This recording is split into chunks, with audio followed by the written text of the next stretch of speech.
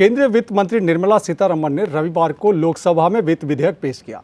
Budget पेश होने के बाद राजनीतिक सरगर्मी तेज हो गई है। सत्ता पक्ष ने इसे विकसित और सशक्त भारत की दिशा में ऐतिहासिक कदम बताया है, जबकि विपक्षी दलों ने इसे गरीब, किसान, मजदूर, व्यापारी और मध्यम वर्ग विरोधी करार दिया।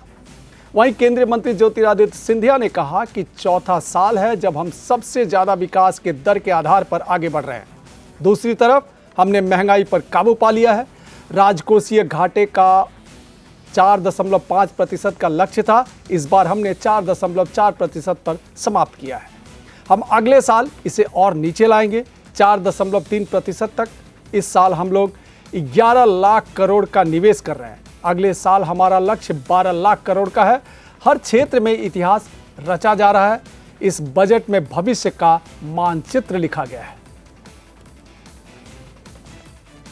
सबसे ज़्यादा विकास के दर के आधार पर आगे बढ़ रहे हैं। दूसरे तरफ महंगाई पर पूरी तरह से हमने काबू पाया है।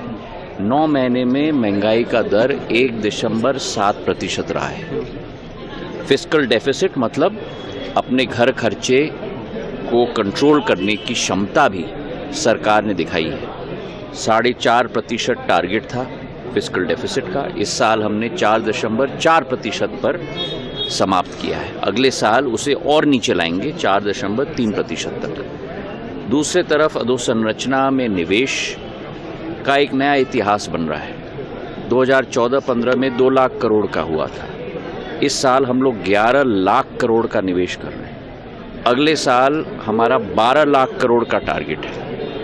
तो इतिहास हर क्षेत्र में रचा जा रहा है और उस मजबूत नींव पर भविष्य का निर्माण किया जा रहा है। विकसित भारत 2047 जो प्रधानमंत्री जी का संकल्प है, आज बजट में प्राथमिकता अधोसंरचना, सामाजिक विकास, शिक्षा, स्वास्थ्य के अलावा ऑरेंज इकोनॉमी पर, जो ऑडियो विजुअल होता है, गेमिंग होता है, सेमीकंडक्टर्स पर, आर्टिफिशियल इंटेलिजेंस पर, पर्यटन पर, देश में एक नया रूप शहरीकरण का जो हो रहा है उस पर, तो भविष्य का मानचित्र भी इस बजट में लिखा गया है।